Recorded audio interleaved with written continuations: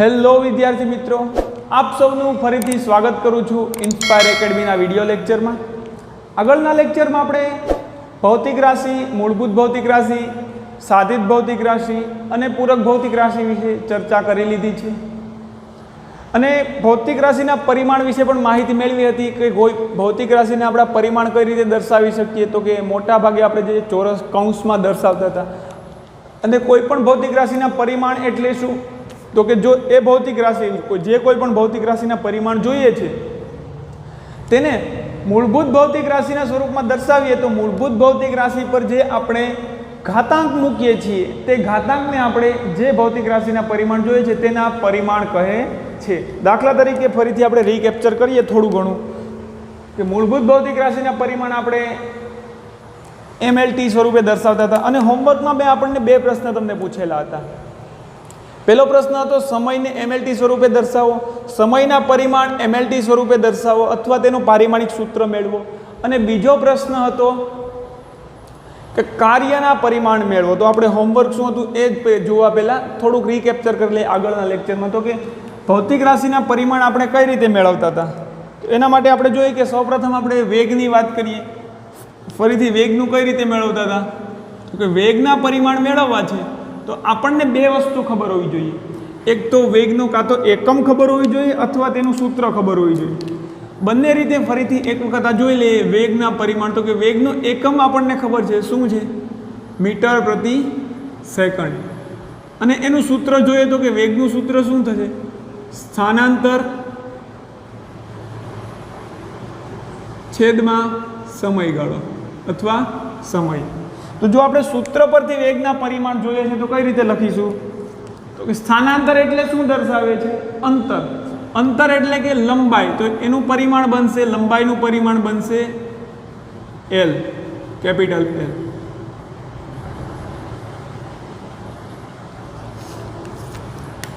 લંબાઈનું પરિમાણ બનશે capital L. અને છેદમાં સમયનું પરિમાણ, તો સમયનું પરિમાણ શું છે, કેપિટલ T છે સમયનું પરિમાણ. હવે છેદમાં આપણે પરિમાણ લખવાનો રિવાજ છે નહીં. રિવાજ મતલબ કે પ્રણય, પ્રથા કેવી છે કે પરિમાણને અંશમાં દર્શાવવાના બધા જ ને. આ ટીની એક ટી છે પણ ખરેખર આને કેમ લખી શકીએ, તો કે એલની એક ઘાત એક વખત છે એટલે, અને ટીની પણ એક ઘાત, અથવા તમે એક ઘાત ન લખો તો પણ ચાલે. હવે ટીની એક ઘાત છે તેને આપણે અંશમાં લઈ જઈએ તો આપણને મળશે એલ, આપણી પાસે છે આપણે લખી શકીએ એલની એક ઘાત. એ તો ઓલરેડી અંશમાં જ છે. અને બીજા કૌંસમાં લખીશું ટીની, પણ ટીની કઈ ઘાત થઈ જશે, ટીની ઘાત શું થઈ જશે વિદ્યાર્થી મિત્રો, તો કે ટીની ઘાત થઈ જશે -1. શા માટે, તો કે છેદમાં છે ટીની એક ઘાત, એને અંશમાં લઈ જઈએ. જો અંશમાંથી છેદમાં લાવીએ કે છેદમાંથી અંશમાં લાવીએ તો ઘાતમાં ફેરફાર થાય. ઘાત ધન હોય તો ઋણ થઈ જાય અને ઋણ હોય તો શું થઈ જાય, ધન. તો હવે આને આપણે એક સંપૂર્ણ કૌંસ સ્વરૂપે દર્શાવીએ તો વેગના પરિમાણ આપણને મળશે, આને દર્શાવી શકીએ, આને આપણે એક મોટો કૌંસ એક જ કૌંસમાં સાંકળી લઈએ તો વેગના પરિમાણ બની જશે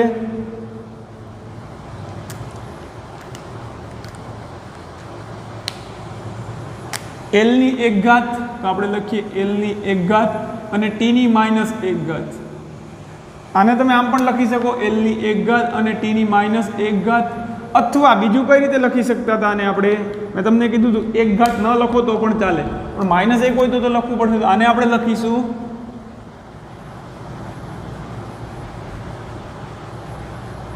બહુ મોટી પ્રોસેસ છે, અહીંયાથી આપણે આગળ વધીએ છીએ. એલની એક ઘાત એટલે ખાલી એલ પણ લખી શકીએ અને ટીની -1 ઘાત, અહીંયા આપણે ટીની -1 ઘાત આપી દઈએ. અને આખાને આપણે MLT સ્વરૂપે જો લખવું છે વેગના પરિમાણ, તો આને હજુ આપણે MLT સ્વરૂપે આ રીતે લખી શકીએ, એમની 0 ઘાત એલની, પહેલાં તો ચોરસ કૌંસમાં દર્શાવવું પડે, પછી એલની એમની આમાં એમ હાજર નથી તો એમની કેટલી ઘાત લખીશું, 0. એમની 0 ઘાત, 0 વ્યવસ્થિત કરી દઈએ, એમની 0 ઘાત. એલ હાજર છે, એલની એક ઘાત તમે લખો અથવા એક ઘાત ન લખો તો પણ સમજી જઈએ કે એક ઘાત છે અને ટીની -1 ઘાત. ટીની -1 અને એલની આપણે 1 લખી દઈએ, અથવા ન લખો તો પણ ચાલે, m0 l t -1. તો આને આપણે કેવું કહેતા હતા કે વેગના પરિમાણ, એ રીતે આપણે લખી શકીએ તો કે વેગના પરિમાણ દળમાં 0 પરિમાણ છે, લંબાઈમાં 1 પરિમાણ છે અને સમયમાં -1 પરિમાણ છે, એ રીતે દર્શાવી શકીએ. અને એકમ પરથી પણ ડાયરેક્ટ મેળવી શકતા હતા. કઈ રીતે? તો કે એકમ શું છે? મીટરના છેદમાં સેકન્ડ. તો આને આપણે મીટરના છેદમાં સેકન્ડ છે, તો એકમ પરથી આનું પરિમાણ મેળવવું તો કે મીટરના છેદમાં સેકન્ડ, અંશમાં મીટર છે, છેદમાં સેકન્ડ છે. મીટર માટે મીટર તો કે લંબાઈ હોય, મીટર છે કોનો એકમ છે? લંબાઈનો. તો ઉપર લખીશું લંબાઈનું પરિમાણ છેદમાં સેકન્ડ, સેકન્ડ તો કે સમય, તો કે સમયનું પરિમાણ દર્શાવે છે. હવે એલના છેદમાં ટી છે, 1 ઘાત હશે બંનેની. આને ઉપર લઈ જાઓ ટી ને, તો શું થઈ જાય? એલની 1 ઘાત અને ટીની કઈ ઘાત બની જાય? ટીની -1 ઘાત. તો આને આપણે ડાયરેક્ટ આ રીતે દર્શાવી શકીએ. એમ હાજર નથી એટલે એમની 0 ઘાત, સોરી એમ ફરીથી લખવો પડશે મારે. એમની 0 ઘાત, એલની 1 ઘાત, 1 ઘાત લખીએ તો ખાલી એલ રાખીએ અને ટીની -1. અથવા આને આપણે આમ પણ એમ સાથે લખીએ, અથવા એમ ન દર્શાવીએ તો આને આમ પણ દર્શાવી શકીએ, અથવા કરીને. એકને એક વસ્તુ હું એટલા માટે રિપીટ કરું છું કે જ્યારે આપણને એકને એક વસ્તુ રિપીટ કરવાથી સંપૂર્ણ આઈડિયા આવી જાય, પછી આગળમાં હું આટલી બધી પ્રોસેસ નહીં કરું. ડાયરેક્ટ આવું હશે એટલે હું ડાયરેક્ટ આવું લખી દઈશ, અથવા આના પરથી હું ડાયરેક્ટ આવી લખી શકું, અથવા આના પરથી આપણે ડાયરેક્ટ આવું લખી શકીએ. પણ શરૂઆતમાં 2-4 પારિમાણિક સૂત્રો આપણે આવી રીતે સમજીએ તો પછી વાંધો ન આવે લખવામાં. તો આને આપણે ડાયરેક્ટ લખી શકીએ. એમની 0 ઘાત, એલની 1 ઘાત, ટીની -1 ઘાત. તો એ ઘાતને હું બ્લેક કલરથી લખી દઉં, 0 ઘાત, 1 ઘાત, -1 ઘાત, અને એને બ્રેકેટ કરી દે, ચોરસ બ્રેકેટ. તો વેગના પરિમાણ આપણે આ રીતે મેળવી શકતા હતા. હવે હોમવર્કમાં તમને 2 પ્રશ્ન આપ્યા હતા કે સમયના પરિમાણને MLT સ્વરૂપે દર્શાવો, અને બીજો પ્રશ્ન હતો કે કાર્યના પારિમાણિક સૂત્ર અથવા પરિમાણ મેળવો. અને બળનો આ વેગ છે, અમુક હવે પરિમાણ તમારા મગજમાં જ હોવા જોઈએ. જેમ કે બળ છે, તો બળનું પરિમાણ વારે ઘડીએ આપણે મેળવવાનું થશે. તો બળનું પરિમાણ તમારા મગજમાં જ હોવું જોઈએ કે એમની 1 ઘાત, એટલે ઘાત બોલવાની જરૂર નથી, m1 l1 t -2 ડાયરેક્ટ. મેં તમને સમયનું પૂછ્યું હતું, સમયને આપણે કઈ રીતે દર્શાવી શકીએ? સમયના પરિમાણ, તેનો જવાબ થશે વિદ્યાર્થી મિત્રો, સમયમાં ખાલી ટી હાજર હોય, એમ કે એલ હાજર હોતો નથી. તો આપણે એને લખી શકીએ MLT સ્વરૂપે. એમની કેટલી ઘાત આવશે? 0, એલની પણ 0 અને ટીની 1 ઘાત આવશે. એને આપણે પારિમાણિક સૂત્રમાં દર્શાવવું છે પરિમાણ, એટલે આપણે આમ લખવું પડશે, એમની 0 ઘાત, એલની પણ 0 ઘાત, ટીની 1 ઘાત લખીએ, અથવા ખાલી ટી લખીએ તો પણ ચાલે. અને બીજું હોમવર્કમાં એવું પૂછવામાં આવ્યું હતું તો કે કાર્યના પરિમાણ મેળવો. બીજું શું હતું? કાર્યના પરિમાણ મેળવો. મેં તમને કાર્યનું એકમ કહી દીધું હતું, ન્યૂટન ઇન્ટુ મીટર. અથવા કાર્ય બરાબર મેં તમને સૂત્ર પણ લખી દીધું હતું, બળ ગુણ્યા સ્થાનાંતર. હવે જો બળના પરિમાણ આપણે યાદ રાખવાના છે કે શું થશે? m1 l1 t -2. પરંતુ શરૂઆતમાં ડાયરેક્ટ યાદ તો નહીં રહી જાય, ભૂલાઈ જશે. તો શું કરશું? બળ બરાબર આપણે શું લખી શકીએ? કાર્યનું આખું પરિમાણ મેળવવા છે તો બળ બરાબર આપણે લખી શકીએ દળ ગુણ્યા પ્રવેગ, અને એની સાથે ગુણ્યા સ્થાનાંતર. દળ એટલે તો કે કિલોગ્રામમાં હશે, તો એનું પરિમાણ શું બનશે? દળનું પરિમાણ. હવે આને આપણે પરિમાણ લખીએ. દળનું પરિમાણ બનશે માસ, એમની 1 ઘાત. એમાં સમય કે લંબાઈ હશે નહીં. એની સાથે પ્રવેગ છે, તો પ્રવેગના પરિમાણ આપણે રેડ કલરથી દર્શાવીએ. પ્રવેગના પરિમાણ કેમ બનશે? પ્રવેગના પરિમાણ લખી શકીએ, એને રેડ કલરથી આપણે દર્શાવી દઈએ. પ્રવેગના પરિમાણ તો કે પ્રવેગનું એકમ શું થશે? મીટરના છેદમાં સેકન્ડ સ્ક્વેર. તો સાઈડમાં પ્રવેગના પરિમાણ મેળવતા શીખવું પડે. અગાઉના લેક્ચરમાં જોયું હતું પ્રવેગના પરિમાણ શું થાય? મીટર પ્રતિ સેકન્ડ છે, તો આ મીટર એટલે એલ, અને પ્રતિ સેકન્ડ છેદમાં છે તો t -1 છેદમાં સેકન્ડની 1 ઘાત છે. પ્રવેગનું એકમ શું થશે વિદ્યાર્થી મિત્રો? એ કેપ્ચર કરી લઈએ જરાક અહીંયા.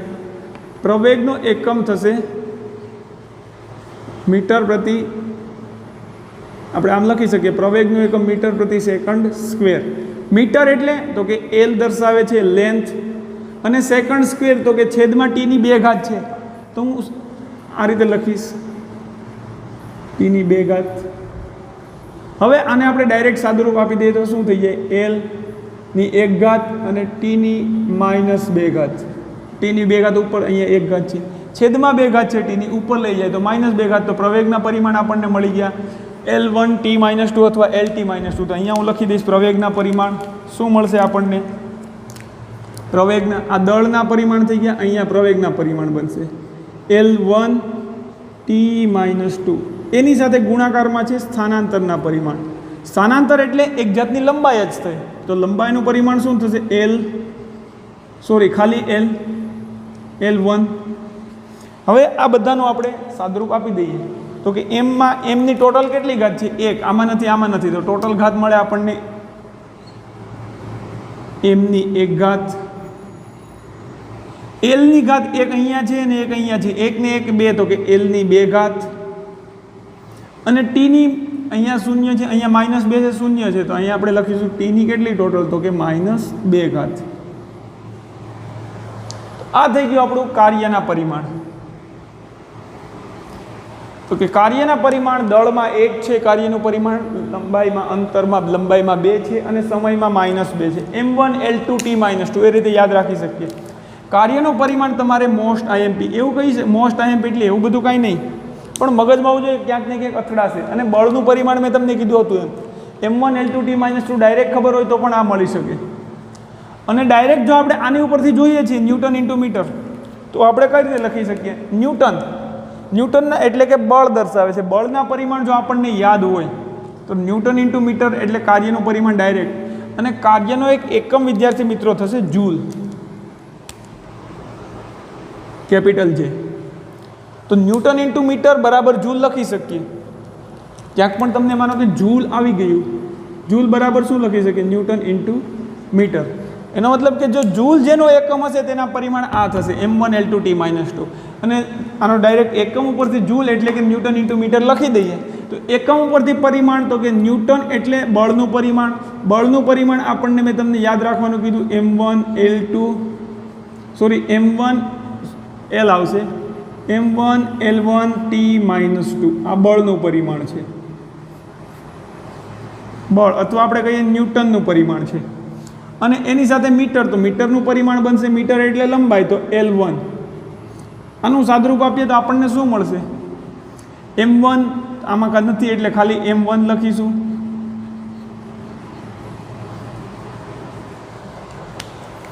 બળનું પરિમાણ છે આ બળ M1. પછી L અહીંયા 1 છે, અહીંયા 1 છે, 1 ને 1 2, L2 T, તો કે T ની -2 છે આમાં ખાલી એટલી. તો ડાયરેક્ટ જૂલનું પરિમાણ આપણે યાદ રાખીશું, આ છે M1 L2 T -2. જે પણ ભૌતિક રાશિ હશે કે જેનો એકમ જૂલ હશે અથવા ન્યૂટન ઇન્ટુ મીટર હશે તો તે ભૌતિક રાશિના પરિમાણ આપણને મળશે M1 L2 T -2. આ થઈ ગયું કાર્યનું પરિમાણ. હવે આપણે પાવરનું પરિમાણ મેળવીએ. પાવર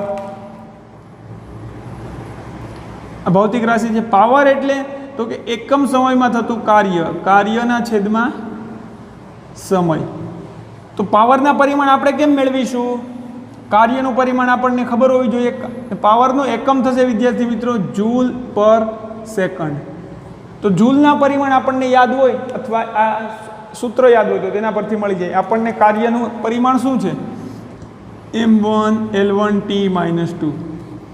M1 L1 T -2 છેદમાં સમયના પરિમાણ. તો સમયના પરિમાણ શું થશે? ખાલી T ની 1 ઘાત. આનું આપણે સાદરૂપ આપીએ વિસ્તૃત તો આપણને જવાબ મળશે T ની 1 ઘાત છે, ઉપર જશે તો આ 1 ઘાત પણ શું થઈ જશે? માઇનસ. એટલે ખરેખર શું થશે? તો કે M ની 1 ઘાત, L ની પણ L2, કાર્યમાં L2 આવશે, અહીંયા મિસ્ટેક થઈ ગઈ છે.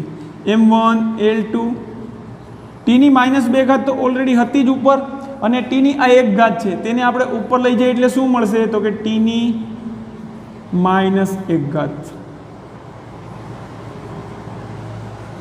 હવે આપણે આનું સાદુરૂપ આપી દઈએ તો શું લખી શકીએ? એમની એક ઘાત એટલે કે m1 L2 ટીની -1 સોરી -1 અને આ -2 અને -1 તો ઘાતનો તો સરવાળો જ કરશું. -1 સોરી આ -2 અને -1 તો એનો સરવાળો શું થાય? -2 વત્તા -1 કરું તો શું મળશે? તો કે -3. આ બહુ સરળ સાદુરૂપ છે. આ તો તમને આવડવું જોઈએ. ટીની -3 ઘાત. તો પાવરના પરિમાણ આપણને મળી ગયા m1 L2 T -3. ઓકે, પાવરના પરિમાણ દળમાં 1 પરિમાણ છે, લંબાઈમાં 2 પરિમાણ છે અને સમયમાં -3 પરિમાણ છે. આ થઈ ગયું પાવરના પરિમાણ. હવે વિદ્યાર્થી મિત્રો, આ બધું જે આપણે કૌંસમાં લખીએ છીએ ભૌતિક રાશિના પરિમાણ, તો આખું આને આજે કૌંસમાં આખું જે દર્શાવીએ છીએ તેને આપણે કહીશું પારિમાણિક સૂત્ર. ભૌતિક રાશિનું પારિમાણિક સૂત્ર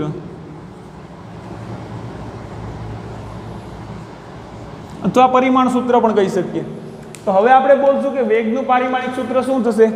ઝૂમ ઝૂમ ઝૂમ કરતો અહીંયા આવી જવાનું m0 L1 T -1. પ્રવેગનું પારિમાણિક સૂત્ર તો કે m0 L1 T -2. આમાં m નથી તો એનો મતલબ 0 સમજવાનું. કાર્યનું પારિમાણિક સૂત્ર m1 L2 T -2. પાવરનું પારિમાણિક સૂત્ર m1 L2 T -3. બળનું પારિમાણિક સૂત્ર m1 L1 T -2. આ મગજમાં રાખવું પડે. હવે તમને કોઈ પણ પારિમાણિક સૂત્ર પૂછે તો આવડવું જોઈએ.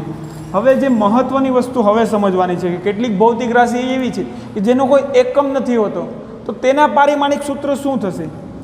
જે ભૌતિક રાશિના, આ તો આપણે એકમ ઉપરથી મેળવતા હતા અથવા સૂત્ર ઉપરથી, જે ભૌતિક રાશિના એકમ નથી હોતા તો એવી ભૌતિક રાશિના પારિમાણિક સૂત્ર શું થશે?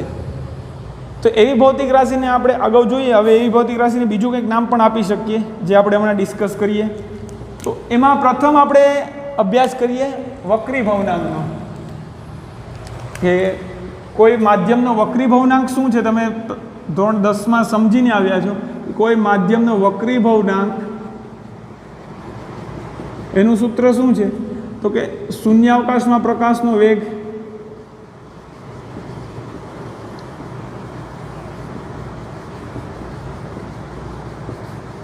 છેદમાં શૂન્યાવકાશમાં પ્રકાશનો વેગ છેદમાં માધ્યમમાં પ્રકાશનો વેગ. પ્રકાશનો વેગ. આપણા ક્લાસમાં કોઈ પ્રકાશ હોય તો એ પ્રકાશ કેટલી ઝડપથી શૂન્યાવકાશમાં દોડે અને કેટલી ઝડપથી માધ્યમમાં દોડે તેનો ગુણોત્તર હશે તો તેને આપણે કહીશું વક્રી ભવનાંક. તો જો વેગ ઉપર પણ વેગ છે, નીચે પણ વેગ છે, તો આના વક્રી ભવનાંકનું પારિમાણિક સૂત્ર કેમ બનશે? તો કે ઉપર પણ શૂન્યાવકાશમાં પ્રકાશનો વેગ છે, તો અંશમાં જે પદ છે તે પણ એક વેગ દર્શાવે છે. તો વેગનું પારિમાણિક સૂત્ર આપણને ખબર છે. ક્યાં ગયું? અહીંયા m0 L1 T -1. અંશમાં આપણે લખીશું m0, થોડુંક મોટું લખવું પડશે મારે, m0 L1 T -1.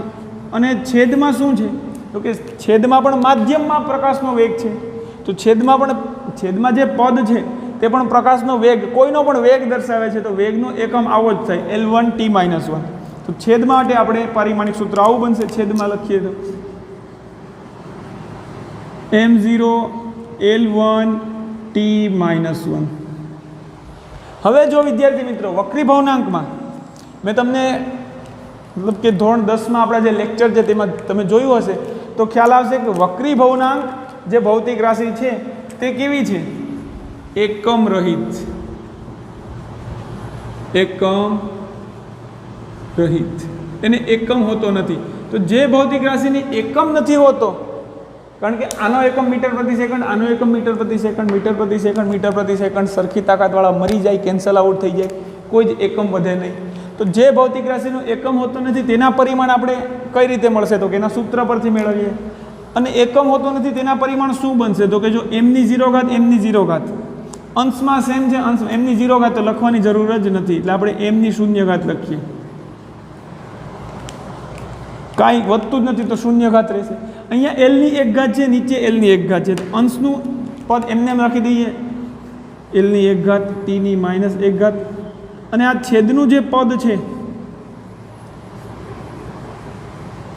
એને આપણે આખાને અંશમાં લઈ જઈએ તો 0માં તો કાંઈ ફરક નહીં પડે. આ પદને તો શું બની જશે? m ની 1 ઘાત, સોરી 0 ઘાત એલની એક ઘાત છે અંશમાં જશે એટલે -1 ઘાત, ટીની -1 ઘાત છે અંશમાં જશે એટલે 1 ઘાત ધન થઈ જશે, ધન હોય ઋણ થઈ જાય, ઋણ હોય ધન થઈ જાય, ઉપરથી નીચે લાવો કે નીચેથી ઉપર લઈ જાઓ. આનું આપણે સાદુરૂપ આપીએ તો આપણને શું મળશે? એમની 0 ઘાત એમની 0 ઘાત, તો કે એમની 0 ઘાત, એલની 1 ઘાત એલની -1 ઘાત, 1 વત્તા -1 જવાબ શું આવે? 0. 1 વત્તા -1 જવાબ મળશે આપણને 0, સોરી એલની પણ 0 ઘાત, અને ટીની -1 ઘાત 1 ઘાત, તો ટીની પણ -1 વત્તા 1 તો પણ શું મળશે? 0. -1 વત્તા 1 0 થઈ જાય, ટીની પણ 0 ઘાત. તો વક્રી ભવનાંકનું દળમાં પરિમાણ 0 છે, લંબાઈમાં પણ પરિમાણ 0 છે અને સમયમાં પણ પરિમાણ 0 છે. તો આવા જે ભૌતિક રાશિના પરિમાણ m0 l0 t0 હોય, મતલબ કે કોઈ પણ પરિમાણ બધું જ 0 0 આવતું હોય, તો આવી ભૌતિક રાશિને આપણે કહીશું એકમ રહિત તો છે, અને તેને જેના પરિમાણ 0 0 હોય એવી ભૌતિક રાશિને આપણે નામ આપી શકીએ પરિમાણ રહિત. પરિમાણ રહિત, રહિત એટલે કે વિનાનું, રહિતનો મતલબ થાય વિનાનું. તો જે ભૌતિક રાશિનું એકમ નહીં હશે અથવા જે ભૌતિક રાશિ એકમ રહિત હશે તેવી ભૌતિક રાશિ કેવી હશે? પરિમાણ રહિત. પરિમાણ રહિતનો મતલબ કોઈ પણ ભૌતિક રાશિ પરિમાણ રહિત છે તેનો મતલબ એવો થશે કે તેના પરિમાણ m0 l0 t0 છે, તેના કોઈ જ પરિમાણ એના મૂળભૂત ભૌતિક રાશિના સ્વરૂપમાં એને દર્શાવીએ તો એના કોઈ જ પરિમાણ મળતા નથી, અથવા તેના પરિમાણ 0 0 મળે છે, જે ભૌતિક રાશિ પરિમાણ રહિત છે. તો આવી ઘણી બધી ભૌતિક રાશિ છે જે પરિમાણ રહિત છે. એક તો વક્રી ભવનાંક જોયું, બીજું આપણે જોઈશું વિકૃતિ છે, અથવા વિકૃતિ બાદમાં હવે આપણે જોઈએ ત્રિકોણ, કોઈ પણ ત્રિકોણમિતીય ગુણોત્તર, અને બીજી આપણી ત્રિકોણમિતીય ગુણોત્તર, અને બીજું ખૂણો, મતલબ કે આપણી જે પૂરક ભૌતિક રાશિઓ છે કઈ કઈ છે? આપણી પાસે બે પૂરક ભૌતિક રાશિ છે, એક તો છે સમતલ કોણ, એને સાદી ભાષામાં શું કહેતા હતા? ખૂણો. અને બીજી ભૌતિક રાશિ કઈ હતી? ઘનકોણ. તો પહેલા આપણે સમતલ કોણની વાત કરીએ, પછી ઘનકોણની વાત કરીએ. તો સમતલ કોણનો પરિમાણ મેળવવા છે તો સમતલ કોણના પરિમાણ શું થશે? તો કે સમતલ કોણનું સૂત્ર શું છે? ચાપની લંબાઈ. સમતલ કોણ એટલે કે ખૂણો, તો કે ખૂણો એટલે કે ચાપની લંબાઈ, ચાપ લખીએ અથવા ચાપની લંબાઈ લખો, છેદમાં જે ત્રિજ્યા વડે ચાપ અંતરાય છે તે ત્રિજ્યા. તો ખૂણાના પરિમાણ મેળવવા છે તો શું કરવું? ચાપની લંબાઈ. તો ચાપની લંબાઈ શેમાં હશે? મીટરમાં. તો મીટર એટલે કે લંબાઈ થશે એક, તો એનું પરિમાણ થશે એલની 1 ઘાત, છેદમાં ત્રિજ્યા છે, ત્રિજ્યા પણ શેમાં માપીશું? મીટર અથવા સેન્ટીમીટરમાં. તો ત્રિજ્યા પણ એક જાતની લંબાઈ જ થઈ ગઈ છે, તેનું પરિમાણ થશે એલની 1 ઘાત. હવે તમે આને આમ પણ સમજી શકો કે ઉપર નીચે 1 1 ઘાત કેન્સલ આઉટ થઈ જાય તો એલની 0 ઘાત થઈ જાય, અથવા આને આપણે આમ સમજીએ, આ કેન્સલ આઉટ થઈ જાય એટલે 1 વધે એમને. હા, આખું પદ માનો કે આને આપણે એમ સમજી શકીએ કે 2/2 હોય તો ઉડી જાય તો આપણે મળે 1, પણ ખરેખર 1 ખરેખર શું છે? 1 બરાબર આપણે શું લખી શકીએ? તો કે 2ની 0 ઘાત લખું તો પણ મને 1 મળશે. તો 2ની એકબીજાને કેન્સલ આઉટ કરે છે એટલે 1 જવાબ મળશે, પણ એનો મતલબ શું થશે? તો કે 2ની 0 ઘાત, કારણ કે કોઈની પણ 0 ઘાત એટલે 1 લખી શકીએ. એવી જ રીતે એલની 1 ઘાત એલની 1 ઘાત આખું પદ ઉડી જાય તો આપણને જવાબ મળે એલની 0 ઘાત અથવા 1, પણ એનો જ મતલબ શું થશે? આને આપણે જો એ રીતે સાદુરૂપ આપીએ તો આના બરાબર લખીએ, ઉપર એલની 1 ઘાત છે, છેદમાં જે એલની 1 ઘાત છે તેને ઉપર લઈ જાવ તો મને મળશે એલની -1 ઘાત. 1 અને -1 0 થઈ જશે એટલે આપણને એના પરિમાણ મળશે. એમની ઘાત તો હાજર નથી, દળ પણ 0 છે, એલની ઘાત 0 થઈ ગયું, અને સમય હાજર નથી એનું પણ 0. તો સમતલ કોણ આપણી જે પૂરક રાશિ છે તેના પરિમાણ કેવા થઈ ગયા? 0. એટલે કે સમતલ કોણ પણ કેવું છે? પરિમાણ રહિત.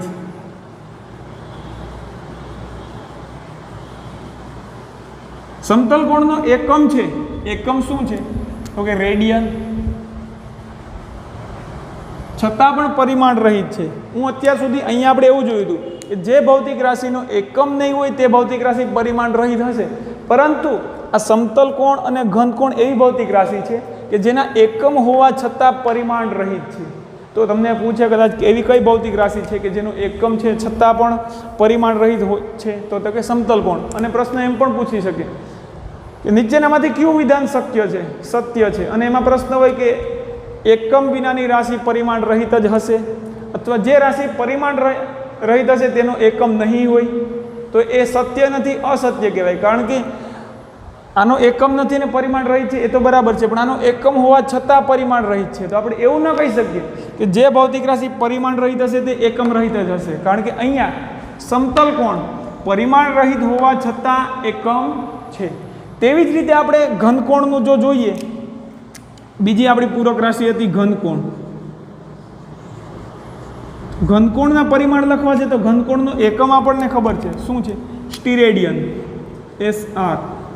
પણ એકમ ઉપરથી જ્યારે આપણને પરિમાણ ન મળે ત્યારે એનું સૂત્ર યાદ રાખવાનું. સૂત્ર શું છે તો કે ક્ષેત્રફળ છેદમાં ત્રિજ્યાનો વર્ગ. તો હવે આપણે આના પરિમાણ લખીએ તો કે અંશમાં ક્ષેત્રફળનું પરિમાણ શું થશે તો કે એમાં લંબાઈ ગુણ્યા પહોળાઈ, એટલે કે લંબાઈ 2 વખત, તો આપણે લખીશું L2 છેદમાં ત્રિજ્યાનો વર્ગ.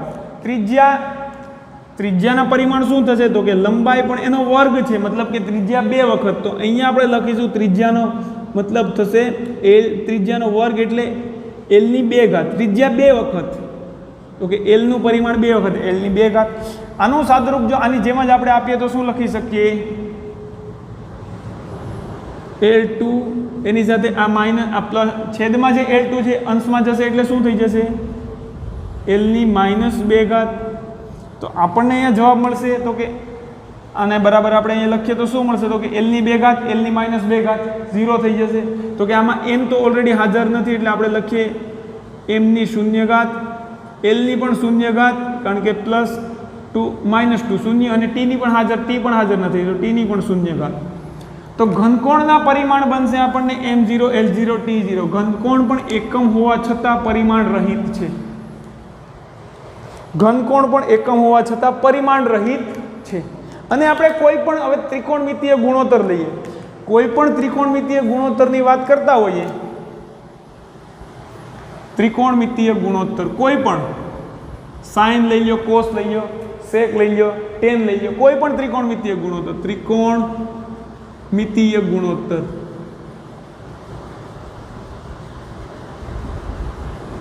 તો ત્રિકોણમિતીય ગુણોત્તર પણ વિદ્યાર્થી મિત્રો તમને પરિમાણ રહિત જ મળશે. એ આપણે 1-2 ત્રિકોણમિતીય ગુણોત્તરનો આપણે જોઈ લઈએ. દાખલા તરીકે સાઇન લઈએ, સાઇન થીટા.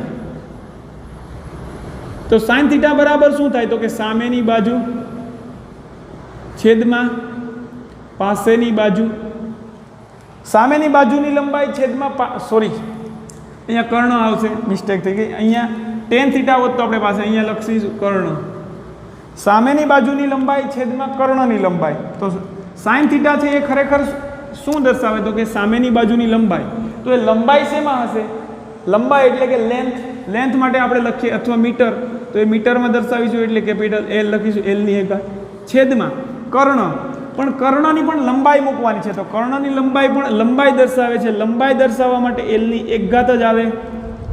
આનું આપણે સાદુરૂપ આપીએ તો શું લખી શકીએ તો કે L ની 1 ઘાત, આ માઇનસ આ છેદમાં 1 ઘાત છે તે અંશમાં જાય એટલે -1 ઘાત થઈ જાય. તો કે L ની 1 ઘાત છેદમાં આ છેદવાળું પદ છે તેને આપણે બ્લુથી લખીએ L ની -1 ઘાત.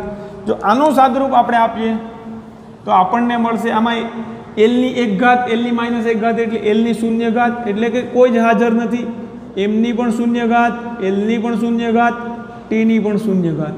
તો ત્રિકોણમિતીય ગુણોત્તર પણ વિદ્યાર્થી મિત્રો કેવો બની જશે, કોઈ પણ ત્રિકોણમિતીય ગુણોત્તર લઈ લો, સાઇન લઈ લો, કોસ લઈ લો, સેક લઈ લો, ટેન લઈ લો, કોટ, કોસેક, કાંઈ પણ, તો આ બધા જ ગુણોત્તર રહિત, એકમ રહિત છે. બધા જ ત્રિકોણમિતીય ગુણોત્તર છે એ એકમ રહિત છે.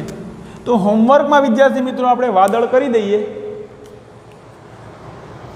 તમારા માટે હોમવર્કમાં, કે તમારે થોડુંક વાદળ મોટું કરીએ કે જેમાં વધારે લખી શકીએ. કોના કોના પરિમાણ મેળવવાના થશે એ તમને કહી દઉં. એક તો છે કોસ થીટાનો, તેના પરિમાણ મેળવો. બીજું વેગમાનનું પરિમાણ મેળવવાનું છે. વેગમાન બરાબર થશે તેનો હું તમને એકમ કહી દઉં, મીટર, કિલોગ્રામ મીટર પ્રતિ સેકન્ડ, અને વેગમાનનું સૂત્ર છે દળ ગુણ્યા વેગ. તો હોમવર્કમાં તમારે એક તો કોસ થીટા અથવા અન્ય કોઈ પણ ત્રિકોણમિતિય ગુણોત્તર ચેક કરવાના, તેના પરિમાણ શું છે અને વેગમાનના પરિમાણ શું બનશે તેનો આપણે તમારે જવાબ હોમવર્કમાં લખવાનો છે. અને યુટ્યુબમાં કમેન્ટ સેક્શનમાં જ્યારે આ વિડીયો જોઈ લો ત્યારે કમેન્ટ સેક્શનમાં તેનો જવાબ આપવાનો છે. વેગમાનનો જવાબ થશે વેગમાનના પરિમાણ શું છે, તો કે એનું સૂત્ર એકમ છે કિલોગ્રામ મીટર પ્રતિ સેકન્ડ અથવા સૂત્ર છે દળ ગુણ્યા વેગ. દળ ગુણ્યા વેગ બંનેમાંથી કોઈ પણ રીતે તમે મેળવી શકો, કાં તો સૂત્ર એકમ ઉપરથી મેળવશું અથવા સૂત્ર ઉપરથી તેના પરિમાણ મેળવશું. અને એક વાત ખાસ કે જો તમે આ ચેનલને સબસ્ક્રાઇબ ન કરી હોય, ચેનલનું નામ છે ટેસ્લા ફિઝિક્સ કન્સેપ્ટ, તો એ ચેનલને જરૂરથી સબસ્ક્રાઇબ કરી લેજો, જેથી કરીને અમારા નવા વિડીયોની માહિતી તમને મળતી રહે. તો અહીંયા આપણે આ લેક્ચર પૂરો કરીએ છીએ.